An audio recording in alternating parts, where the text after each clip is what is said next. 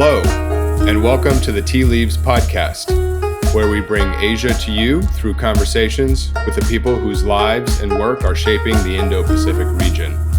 I'm Rexon Yu, president at the Asia Group. And I'm Chevrian Anchor at Bloomberg Television's Daybreak Asia and Daybreak Australia.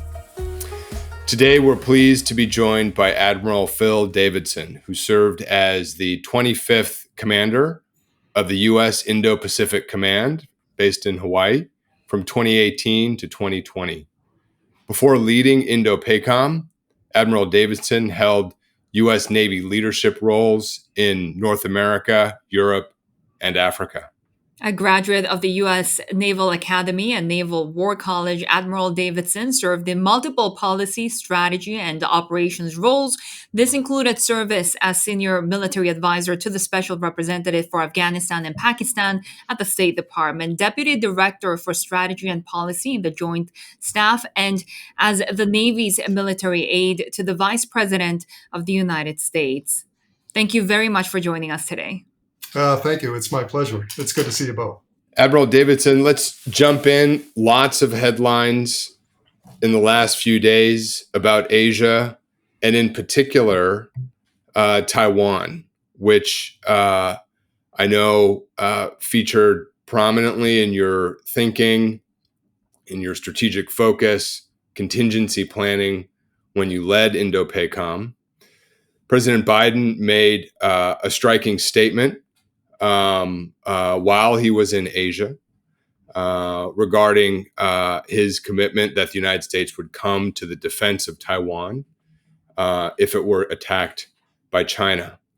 And there's a lot of talk here in Washington and beyond about how that is a shift in U.S. policy, even as the president reiterated other key aspects of the United States policy towards Taiwan and China. But fundamentally, a little bit of news that the longstanding policy of strategic ambiguity with respect to Taiwan has changed. How do you assess the president's comments and your reaction having led the regional command for the Indo-Pacific to what the president said? Well, it's, as the military commander at U.S. Indo-Pacific Command, I long felt the obligations of the Taiwan Relations Act and the burdens of the required planning that goes on for any military organization. And what it might mean for the United States and, of course, our allies in the Indo-Pacific as well. So the president has made those comments at least twice, I know, in the last 6 or 7 months.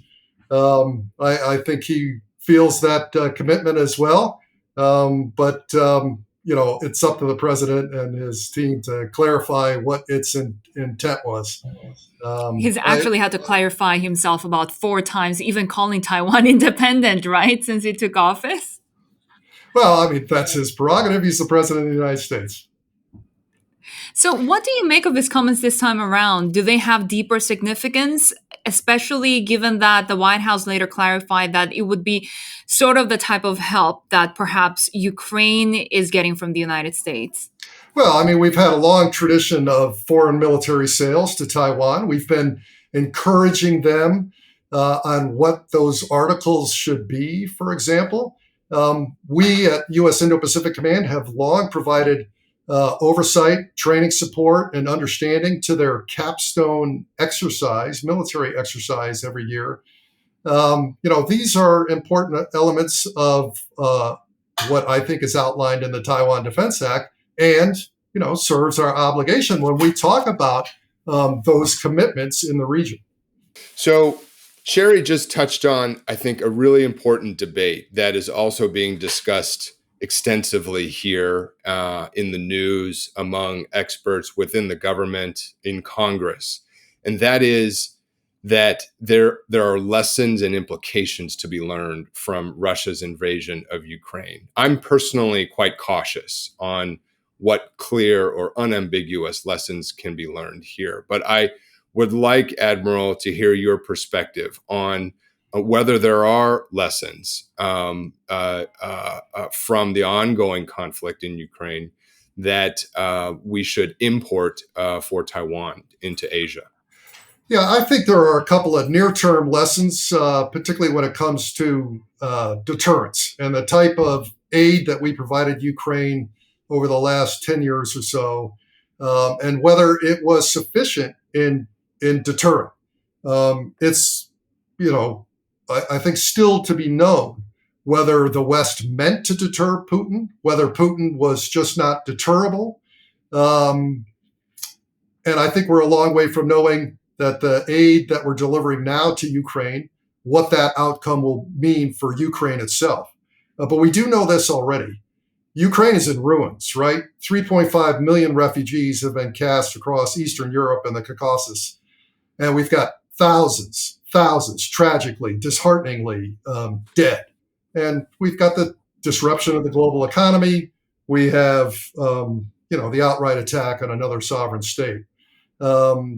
In other areas, we have a long ways to know, to learn what lessons might be available to us at that point. I certainly think that China is sitting back, watching how the Western world has responded, watching how Russia's armed forces are performing.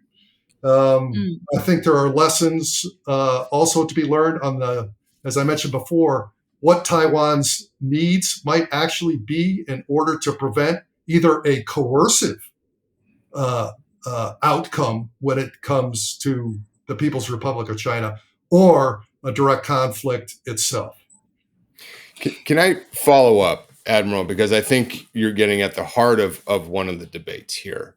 Biden administration has set out overall for the region a strategic focus on integrated deterrence, preventing conflict from a position of strength with our partners and allies. And you've highlighted that as an important aspect for Taiwan. But there's also this conversation that I find very interesting when it comes to the specifics on Taiwan, that there's this analogy made that the overriding focus should be to make Taiwan like a porcupine.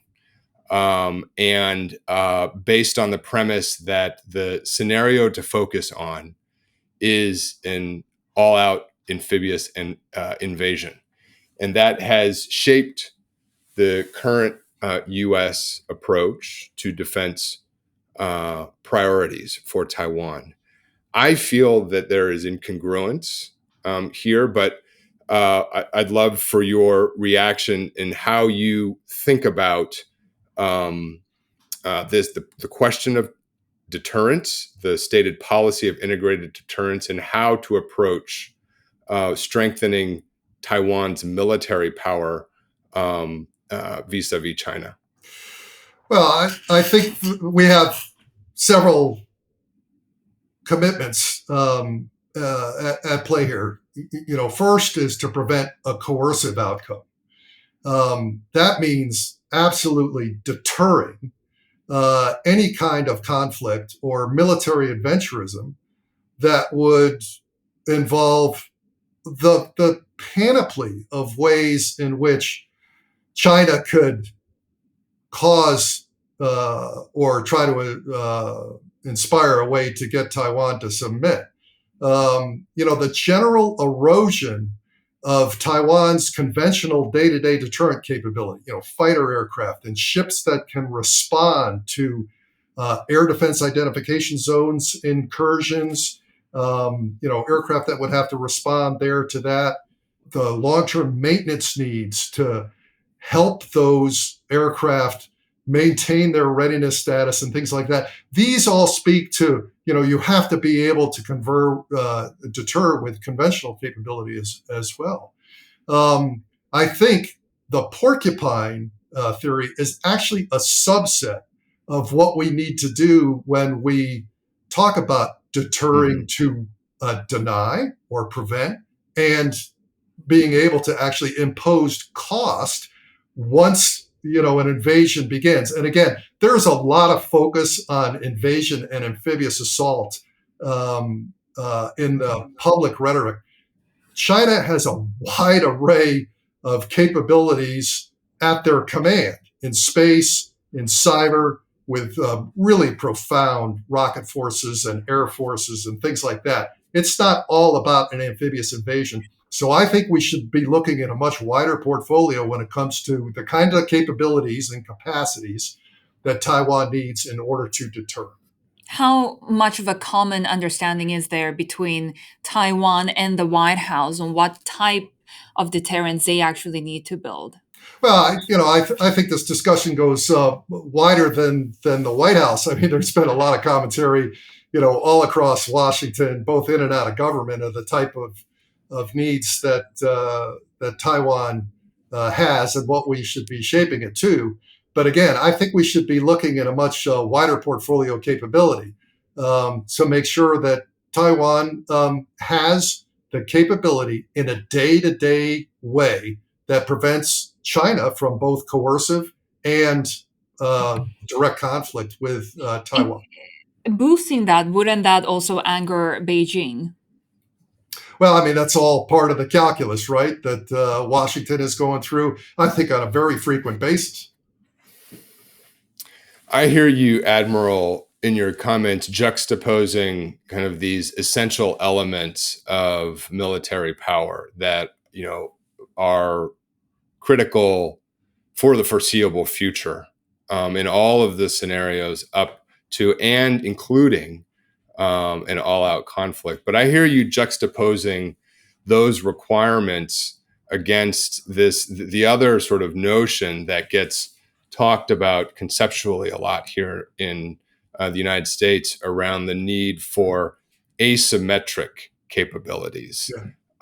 Can you just unpack that a little bit for us in your views? Well, that's connected to those who advocate, solely making Taiwan porcupine. Again, that's a subset of the larger deterrent capability. And I would say certainly Taiwan does have some needs for their asymmetric portfolio, coastal defense cruise missiles, certainly sea mines and things like that. But you can't solely have systems that have utility after the attack begins. Mm-hmm. You have to have some capabilities that causes the political leadership of your potential adversary pause, right? Really what you want to do is you want to see the array of capabilities out there. You want to see the array of capabilities in the battle space, to use the military term, that would prevent that potential adversary from actually going in the first place. And just as a follow-up, Admiral, to your point, an interesting dimension here is that, there's this discussion around specific capabilities. You mentioned a few that would seem very relevant for coastal and homeland defense.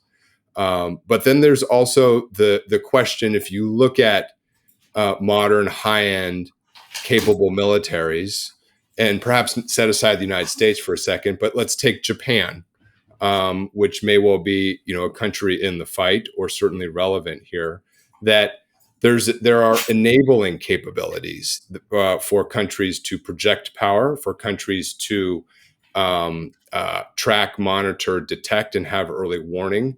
I assume you agree, because it would seem logical that this array of capabilities is also critical for Taiwan, as they are for Japan, for Australia, for any ally that I think you could identify of ours around the world. Yeah, no, I absolutely believe that part of the deterrent capability that Taiwan should be procuring for themselves and hoping that others will recommend to them is runs the panoply of deterrence capability. That includes the kind of conventional capability like ships, aircraft, and submarines provides. They have to have some kind of offensive capability associated with all that stuff, as well as some of the asymmetric capability that's been advocated. And I helped advocate for as the Indo-Pacific commander as well. They need the full Yeah. portfolio of capability in order to deter both, again, coercive action in the day-to-day gray zone hybrid peacetime environment, depending on what your perspective is and your own lexicon. But they also have to have some asymmetric capability that would integrate well with potential allies and partners in the region that might come to Taiwan's aid. How significant was the Quad meeting this time around during President Biden's trip in Asia in sort of fortifying some of those alliances of, democratically minded allies? Well, I think the press towards a more Quad-like approach in the Indo-Pacific, I think, serves the needs of the free and open Indo-Pacific vision that the four countries in question have actually all articulated in one way or another. Said another way, we have overlapping interests. They're not all aligned, but a continuing dialogue here will help. I think certainly in the early days of, however, it kind of depends on where you sit on how you think about the Quad and whether it's kind of resumed activities or whether it's started anew. But at least there's some economic and diplomatic alignment there.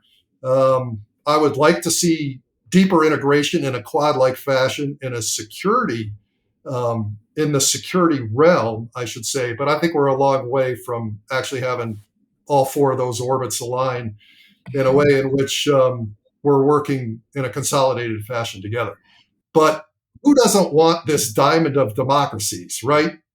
Working in the region on the idea of a free and open Indo-Pacific.